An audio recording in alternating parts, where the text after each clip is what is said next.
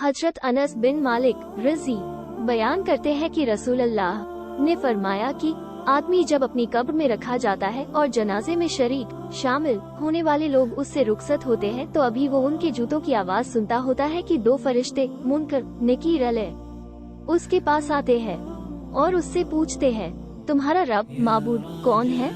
तो वो कहता है, मेरा रब माबूद अल्लाह है। फिर वो दोनों उससे पूछते हैं, तुम्हारा दीन क्या है? वो कहता है, मेरा दीन इस्लाम है। फिर पूछते हैं, ये कौन है जो तुम में भेजे गए था? वो कहता है, वो अल्लाह के रसूल है। फिर वो दोनों उससे कहते हैं, तुम्हें ये कहाँ से मालूम हुआ? वो कहता है, मैंने अल्लाह की किताब पढ़ी और उस पर ईमान लाया और उसको सच समझा।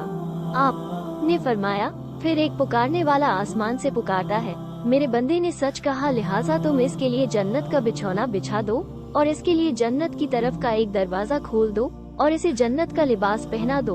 आप फरमाते हैं, फिर जन्नत की हवा और उसकी खुशबू आने लगती है और ताहदे निगाह उसके लिए कब्र कुशादा कर दी जाती है।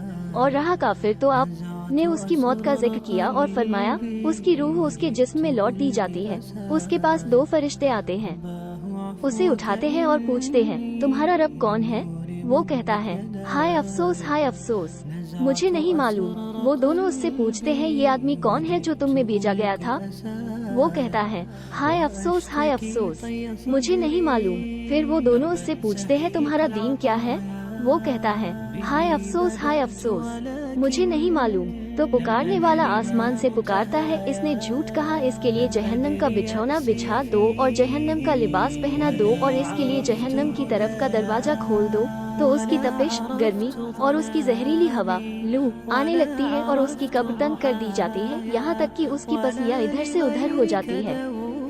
फिर उस पर एक अंधा गूंगा फरिश्ता मुकर्रर कर दिया जाता है। उसके साथ लोहे का एक गुर्ज होता है, अगर वो उसे किसी पहाड़ पर भी मारे तो वो भी खाक हो जाए। चुनाचे वो फरिश्ता उसे इंसान को उसकी एक जर चोट मार लगाता है, जिसको मशरिक, पूर्व व मगरिब, पश्चिम की सारी मखलूक सिवाय आदमी व जिन के सुनते हैं और वो मिट्टी हो जाता है। आप फरमाते हैं, फिर उसमें रूह लौटा दी जाती है। सुनन अबू दाऊद